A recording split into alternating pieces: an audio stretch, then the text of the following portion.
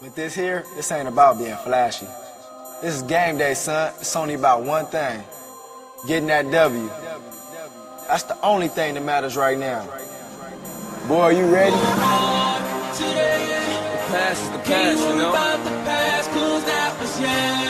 It's a new day, bro. My day. You gotta do it now.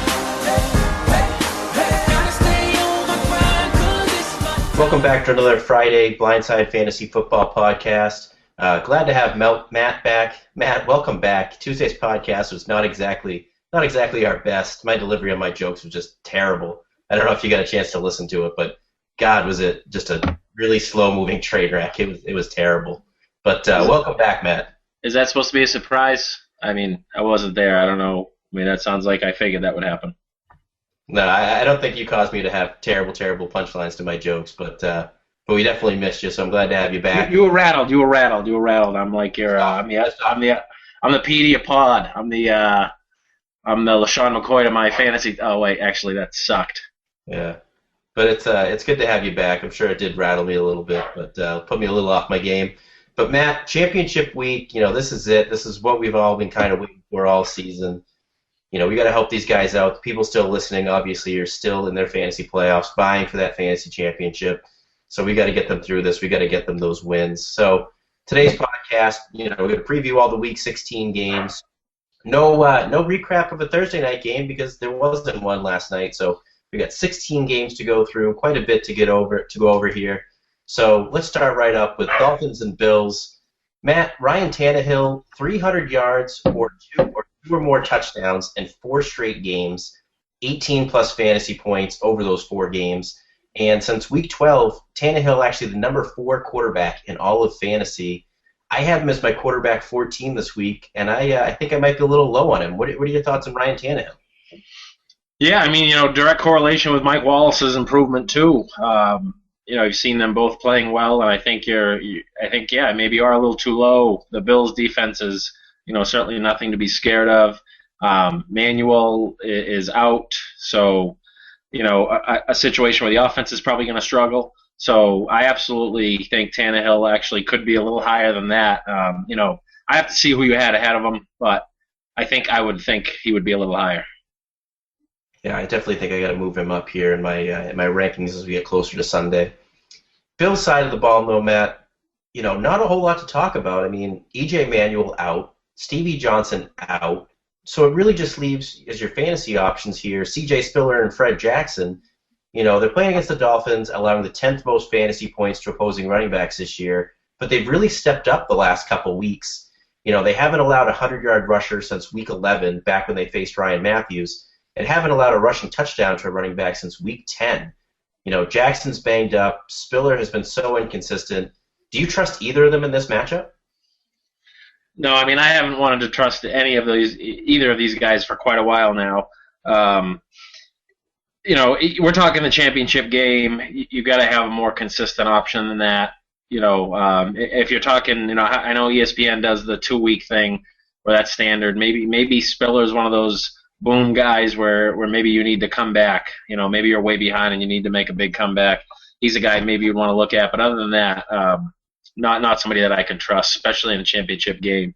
If it's Week 3 and we're still hoping he's going to turn into the C.J. Spiller, then okay, but I think we know what he's been and what he is, so I'm going to avoid playing him at all costs. Matt, you mentioned real quick there about leagues that still kind of have a championship game in Week 17. What are your thoughts on that? Personally, I absolutely hate it, and I will not play in a league where a championship game is played in Week 17. What are your thoughts on those Week 17 games?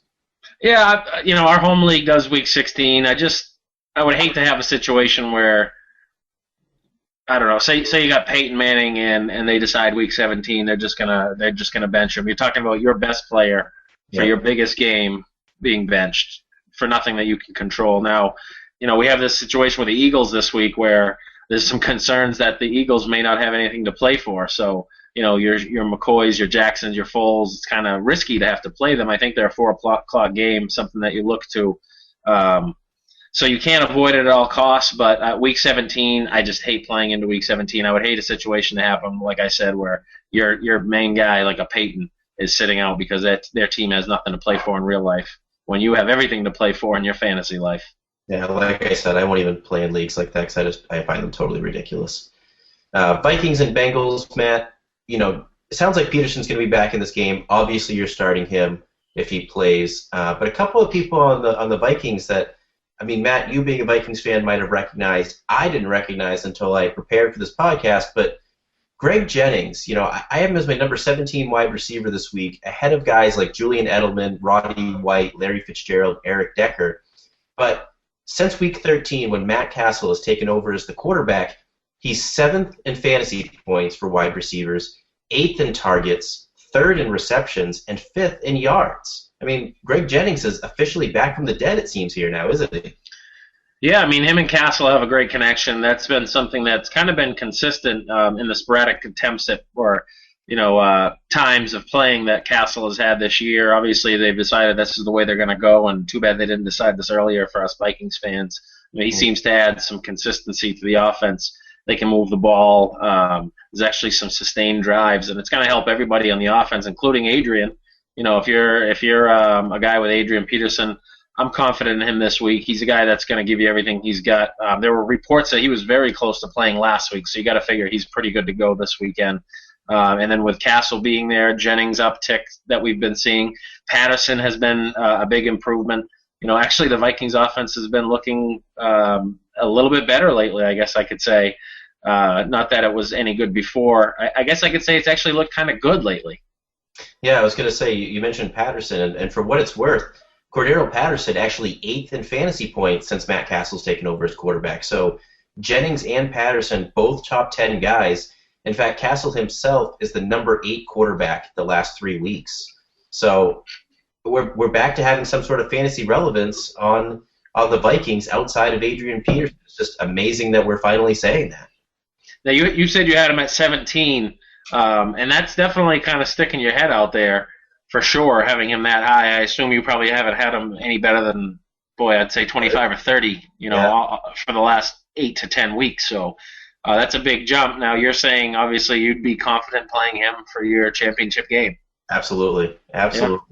Yeah. In those daily fantasy leagues, I have him in almost every one of my daily fantasy leagues. I am all in on Greg Jennings this week. Well, here's one for you, Marcus, because I know how bad Riley Cooper killed you last week. Here's a chance to redeem yourself. You're going to go Jennings or Cooper? I'm going Jennings. It's there you go. Yeah, not close. So this shouldn't come as a surprise, but I'm endorsing the whole Bengals team on this one. I think we're going to see a nice day from Andy Dalton, AJ Green, Gio Bernard, Ben Jarvis, Green Ellis, and even in really, really deep leagues, and again in daily fantasy leagues, I think we might see a nice day from Marvin Jones here. A touchdown in back-to-back games. Viking secondary obviously banged up and not very good. We could see another touchdown from Marvin Jones. Matt, what do you got for the Bengals? Yeah, I think disregard what happened last week with LaShawn McCoy in Philly. 8 attempts. That was just not at all what I was expecting. This Vikings defense is terrible. So whenever you get a chance to play your guys against them, don't expect the fluke like what happened last week. You're going to be just fine with every Bengal. Marvin Jones obviously is a flex type guy if you don't have anything better going on, but certainly a matchup you would enjoy if you have to play him. Yeah. Colts and Chiefs. Hey, actually, sorry, one thing too. Eifert, I'm a big fan of this week because is Gresham. What? Because they're playing the Vikings. Well, yeah, but Gresham, last I knew, was looking like he wasn't going to play. I hadn't seen an update today. Do you know? I haven't seen the update on Gresham now. Well, keep an eye on that. I think if Eifert is playing with Gresham being out, a guy that I like quite a bit, and Eifert. Colts and Chiefs. Matt, you're starting this Jamal Charles fella, right? Yeah, he's not bad. Pretty good.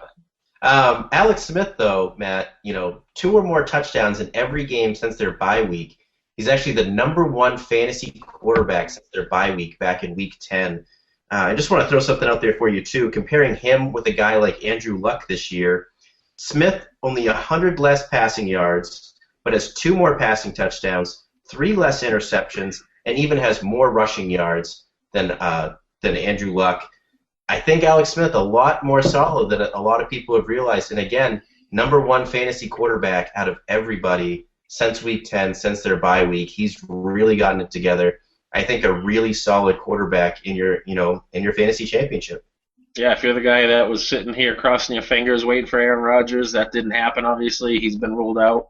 Alex Smith might be a guy to look to. Yeah.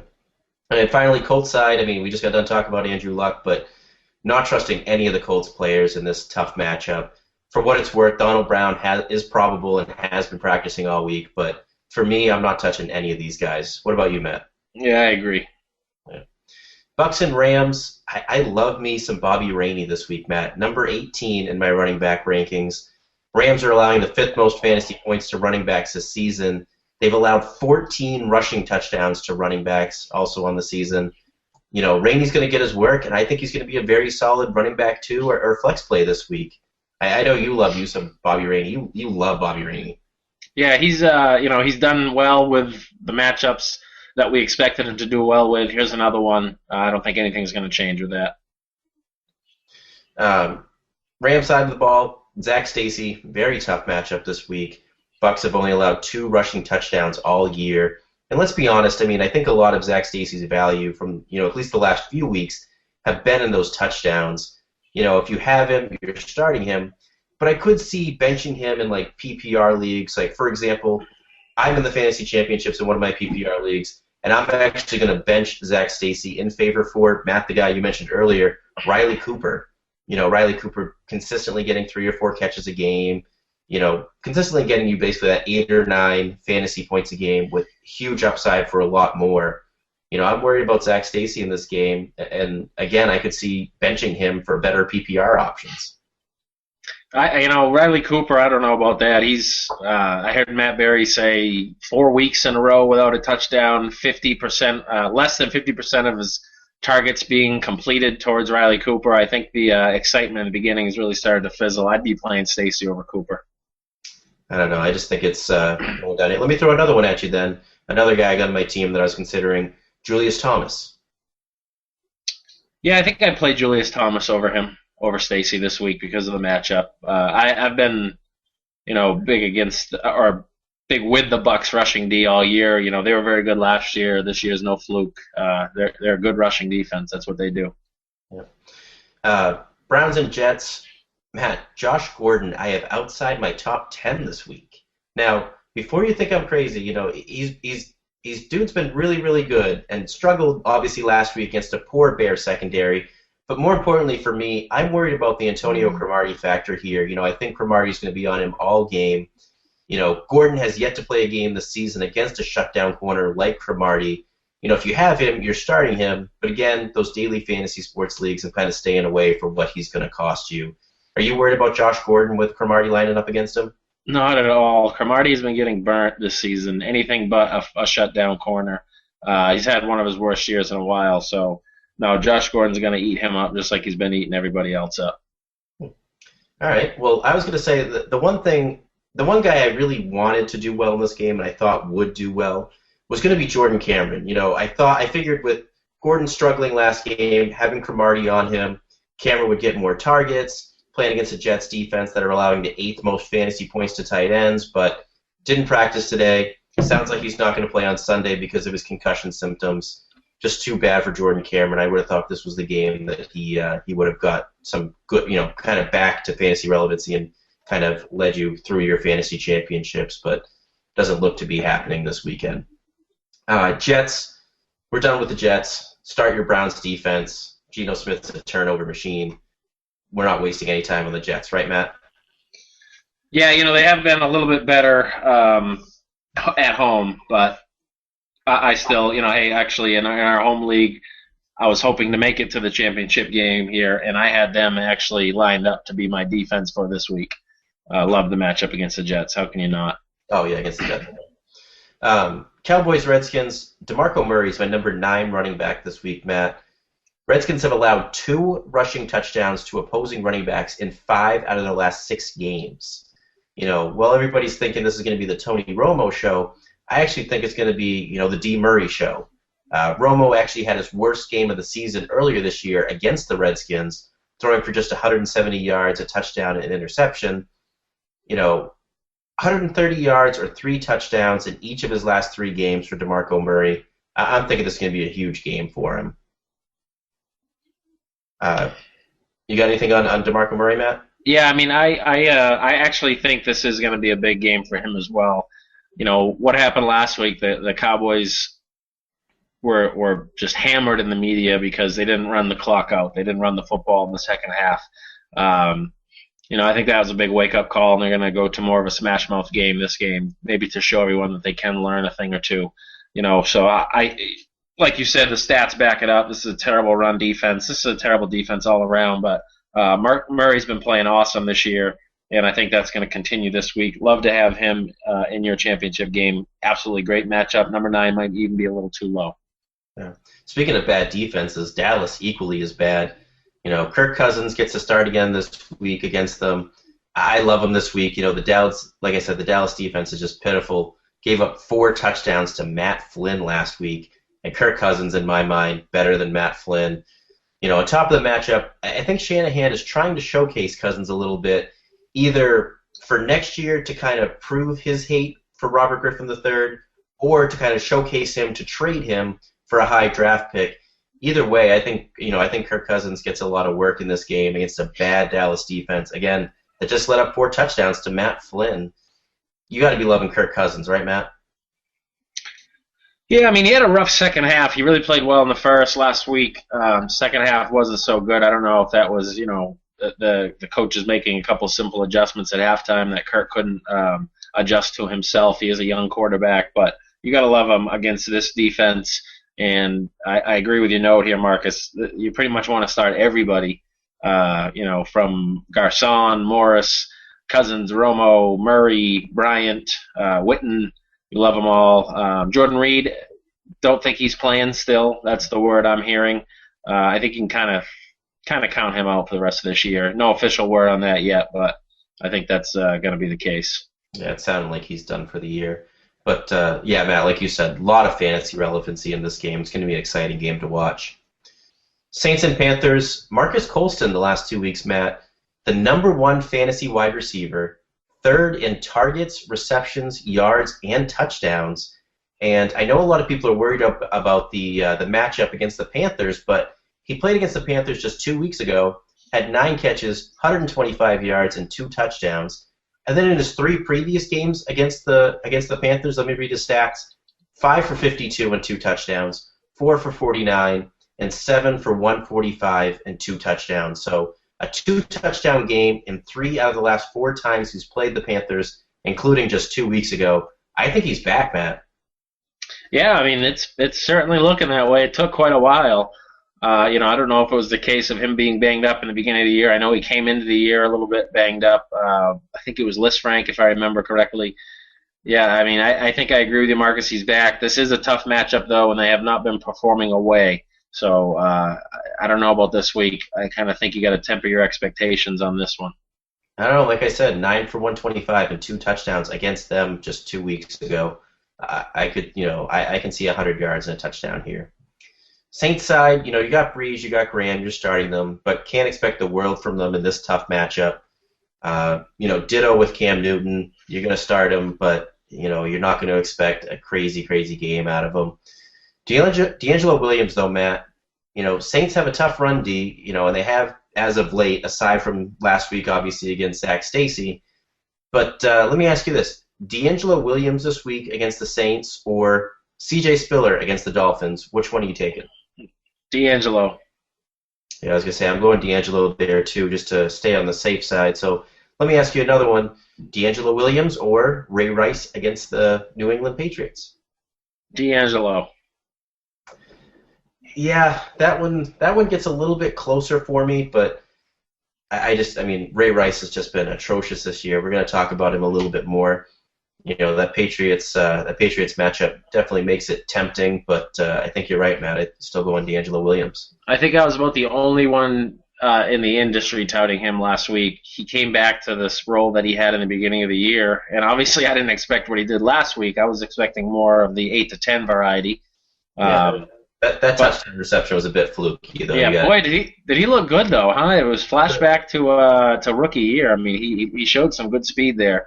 But no, I mean, like I said, I didn't expect that kind of a week, but I'm expecting another 8 to 10 type week. I mean, that's really what he was giving you when he was the guy there, and he is that again. So a guy that you can plug and play and feel fine about doing that, even in a matchup like this against the Saints. Yeah, very, very solid play. Titans and Jaguars. MJD still questionable, listed as a game-time decision. Whichever running back starts, him or Todman, I got to believe running back 2 with running back 1 upside against this Titans run defense. The Titans run defense allowing 2 rushing touchdowns to running backs in 7 of their last 9 games. That's a lot of rushing touchdowns. I got MJD at 16, but if he's ruled out, sliding Todman right in there at 16, not missing a beat. I think whichever guy plays is going to have a great day.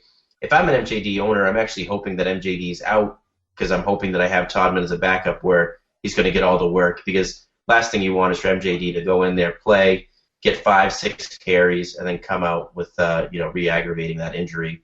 But whichever guy plays, you got to be starting him, putting in your lineups this week.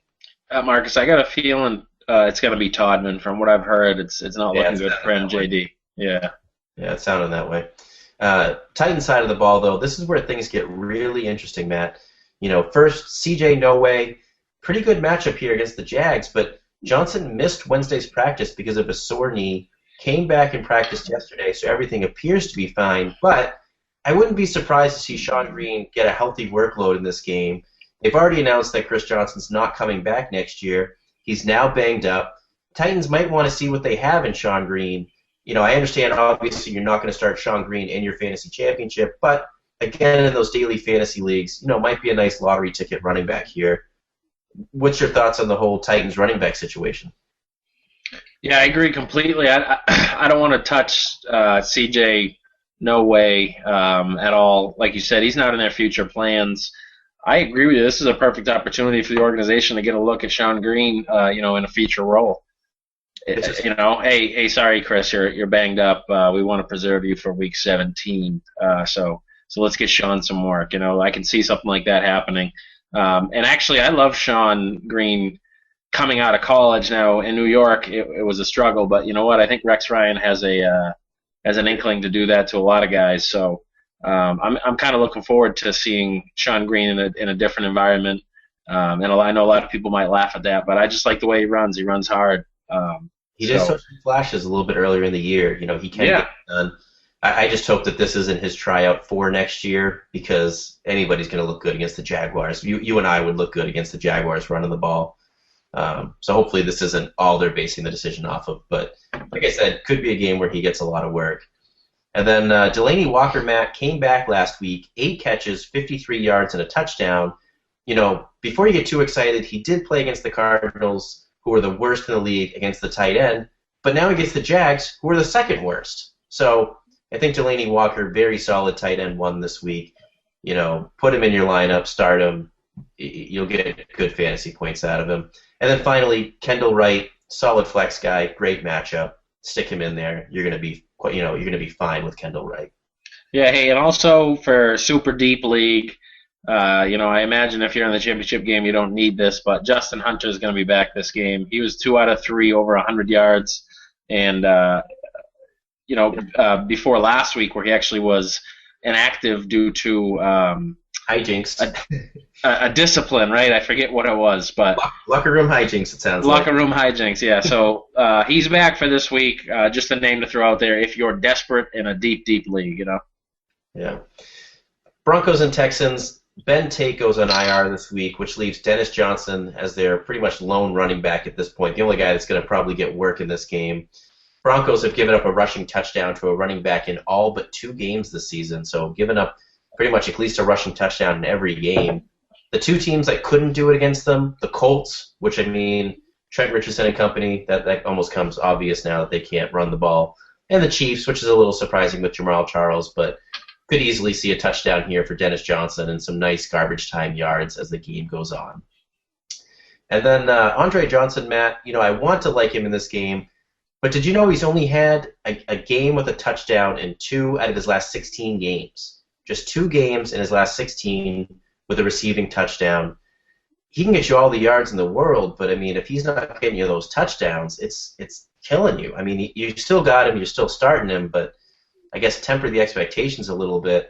Even if he has an explosive 150-yard game, that's still less fantasy points than a guy would get you with 100 yards and a touchdown. So, I just surprised with the Andre Johnson touchdowns this season.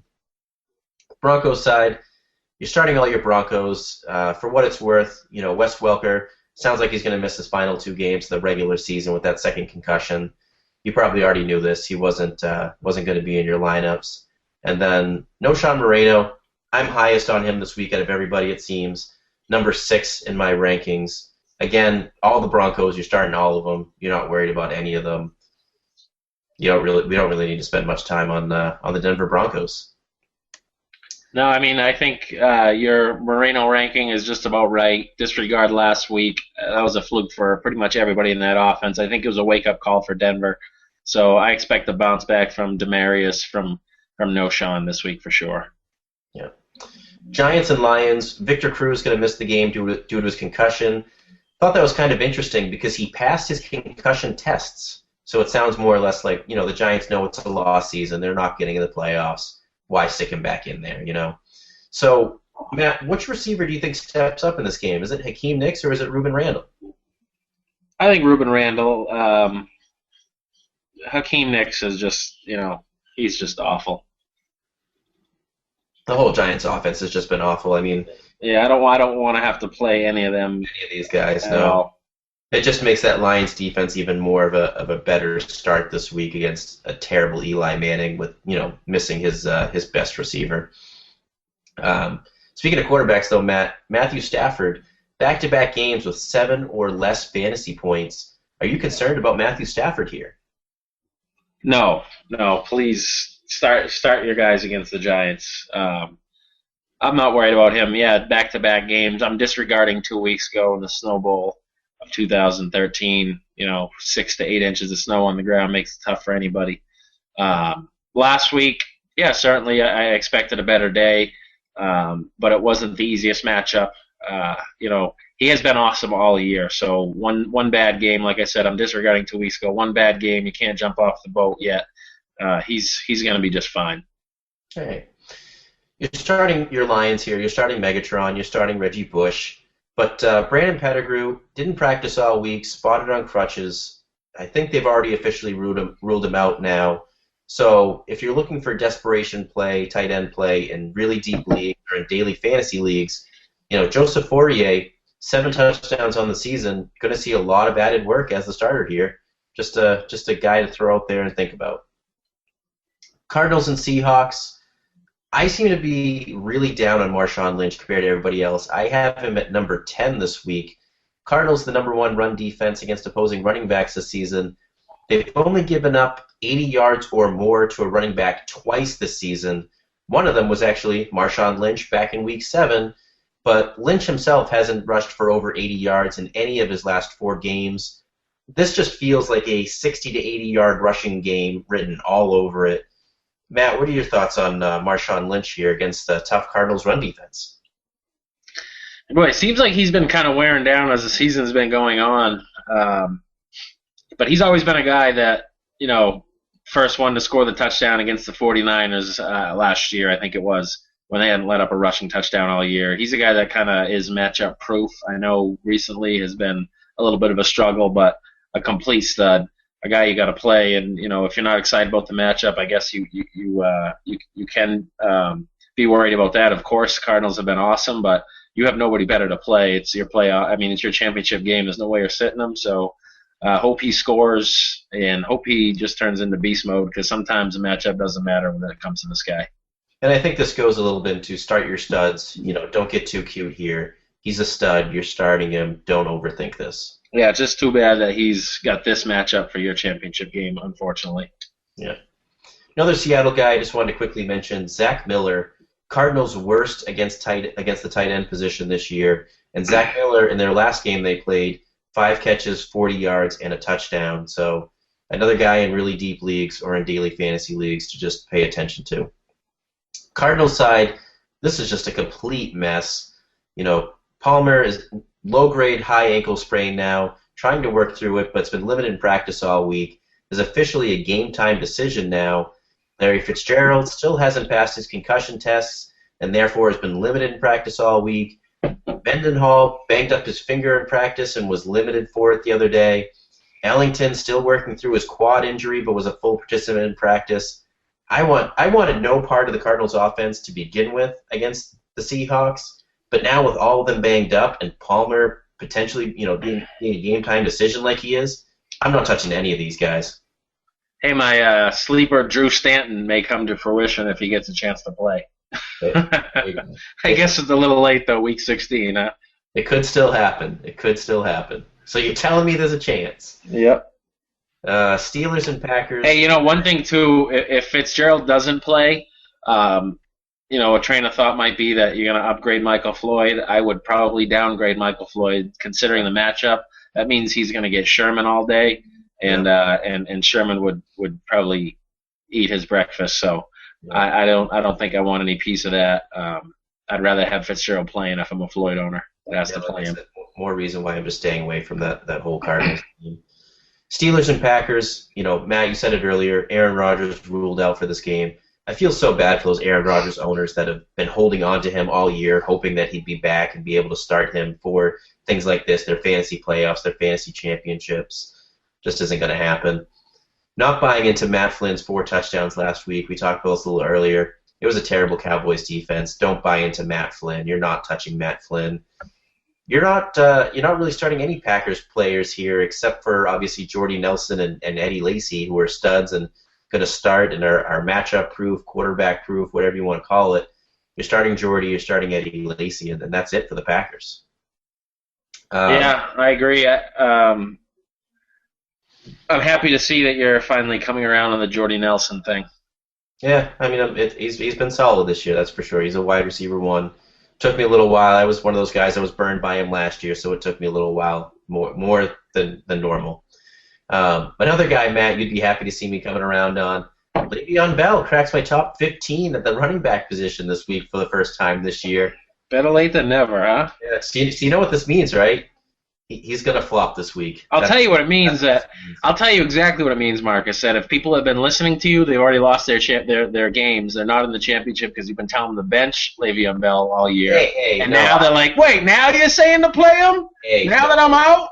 I never said bench Le'Veon Bell. He was you're right. You didn't. You just hated him. 25 range, but thank you for that one. Another guy, though, Matt, I came around on, and there he is in my line.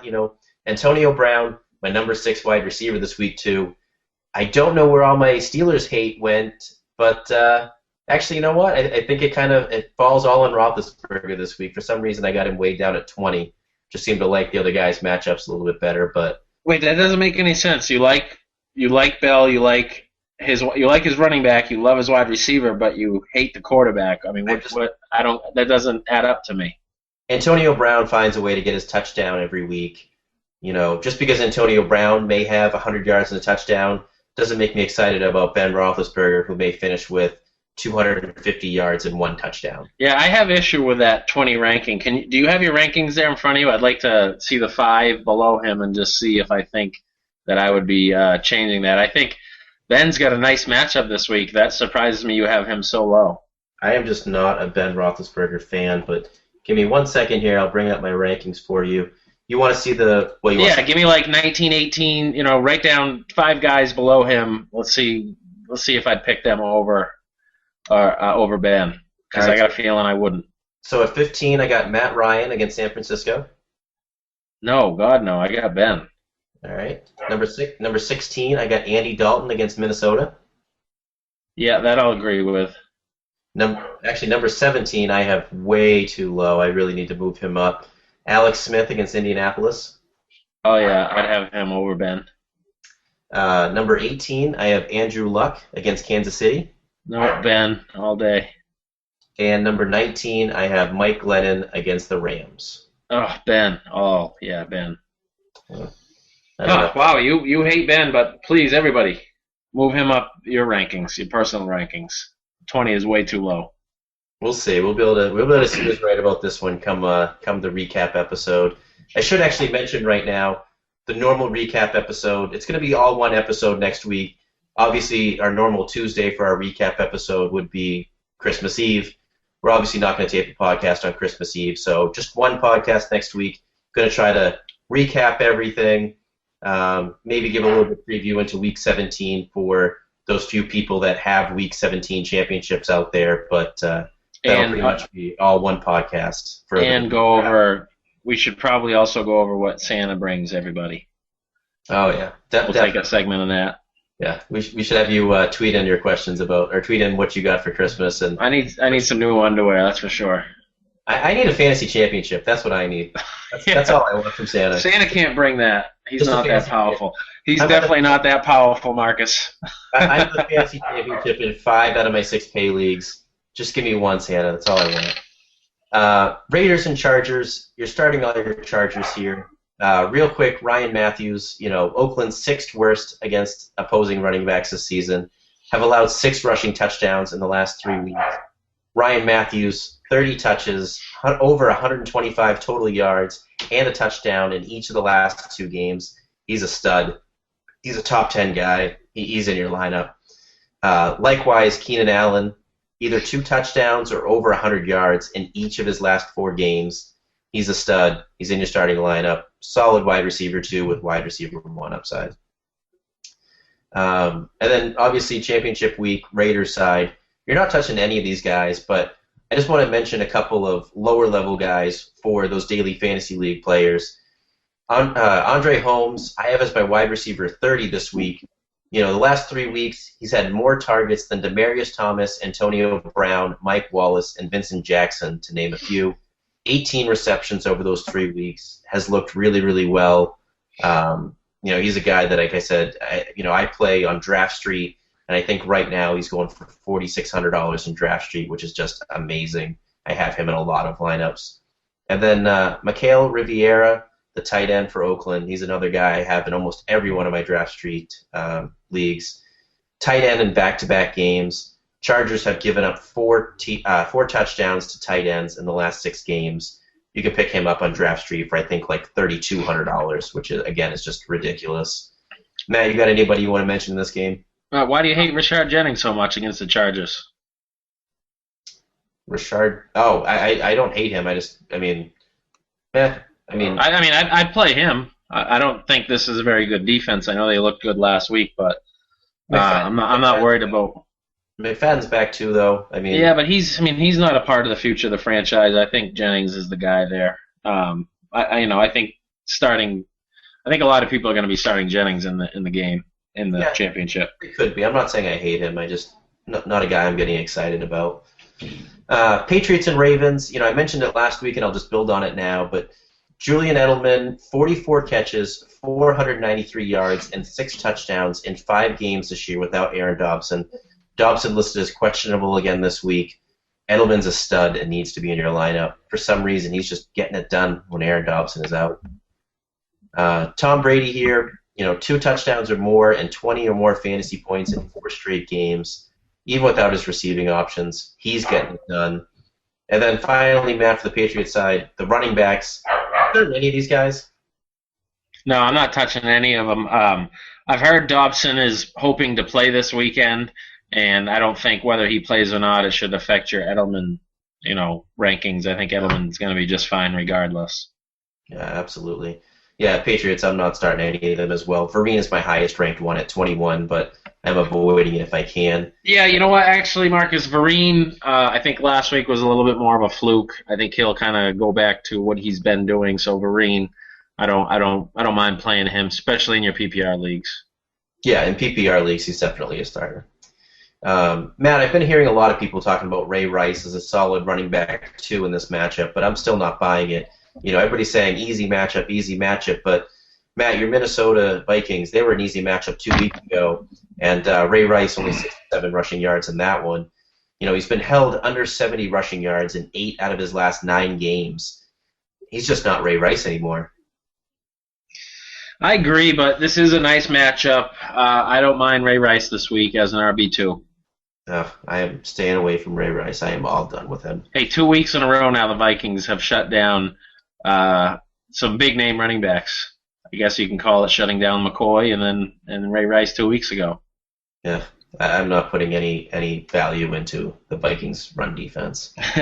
Finally, Joe Flacco dealing with a knee injury.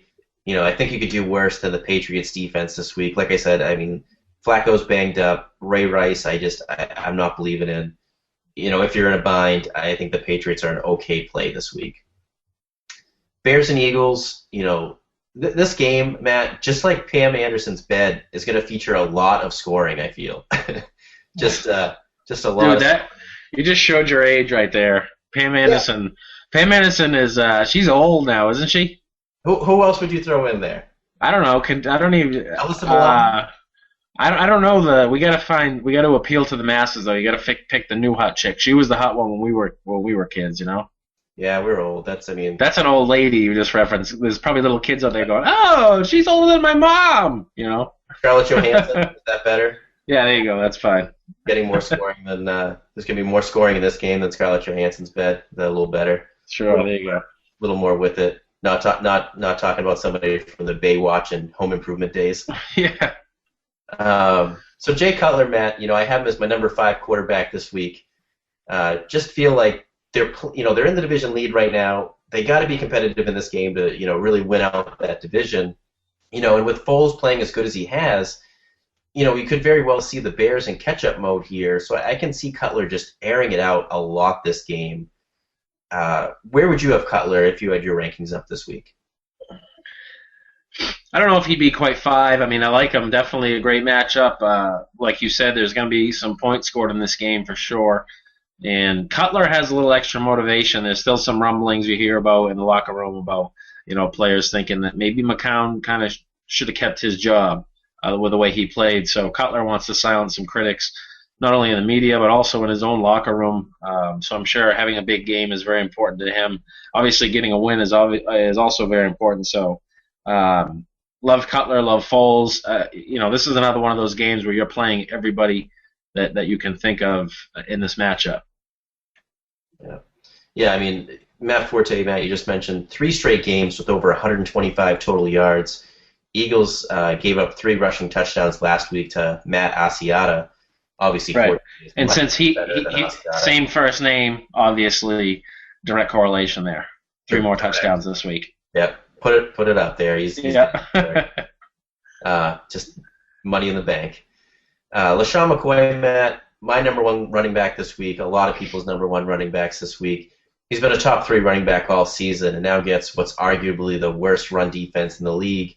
Throw out last week against the Browns because, I mean, even if they had Willis McGahee, it's a terrible Browns running team. But throw that game out of there, and the Eagles have allowed at least 120 rushing yards to running backs in 8 straight games. Over those 8 games, they've allowed 1,359 rushing yards. That is incredible. That is a ton of rushing yards. McCoy is just going to go nuts in this game. There's not really much we have to talk about McCoy and how well he'll do here. Talking about butchering the delivery, I'm here, remember? So we should be kind of on with this. But LaShawn McCoy's been the number 1 running back this week. He's been a top 3 running back all season. He now gets what is arguably the worst run D in the league. Throw out last week's Browns game, and the Eagles have allowed at least 120 rushing yards. The Browns. Oh, okay. All right. You got the gist of it. You knew what I was talking about. So you mean okay, I see what you're saying. The Browns have allowed a ton of rushing yards. Give me a break. Cut me some slack. You mean the Bears, but keep going. The Bears. Jesus. Oh, God. Let's move on. Done. We're moving on. I love Foles and D-Jax here too. I'm hesitant to endorse Cooper after last week, but I even have Cooper still in my top 20 wide receivers this week, but I don't feel good about it after getting burned last week. But there's going to be a lot of fantasy relevancy in this game. It's going to be a high-scoring, high-flying game. Falcons and 49ers, Matt. Another guy I love is Colin Kaepernick here. Falcons have allowed 28 passing touchdowns this season. Kaepernick finally has all of his weapons back, had a nice 20-point game last week. I just feel like this is, 200 passing yards, 2 passing touchdowns, and maybe 40 or 50 rushing yards, maybe a rushing touchdown. I think he's going to have another nice 20-point week here. And then, you're starting Gore, you're starting Vernon Davis, who has a touchdown in 5 straight games now. But what do you think about Michael Crabtree here? I think he's a really good upside play if you need someone that's going to be a solid, wide receiver 3 with upside. Yeah, I mean, you got to love the matchup. Atlanta has packed the bags. They've gone home for the year. So Crabtree certainly is one of those guys I mentioned earlier. You're in that ESPN 2-week format. You need a big game. Crabtree's a guy that you can plug in there and hope for a big game. And even Kaepernick, his weapons are getting better. Crabtree's looking better week by week, and again, you can't really pick a better matchup than this team. Anybody you've got for San Francisco, I expect a big bounce back game from Gore this week. You got to love your matchups with Atlanta. It's as bad as it gets, no matter who you've got to play against. So you got to love it. Yeah, Atlanta side though, it's a tough matchup for them, obviously going up against the 49ers, but you're starting them all probably if you have them. Matt Ryan, Steven Jackson, Roddy White. Harry Douglas is probably more of a borderline call. And then Tony Gonzalez you're starting. You don't feel comfortable about any of these guys, but you probably don't have any better options. Anything else you want to add to this game, Matt?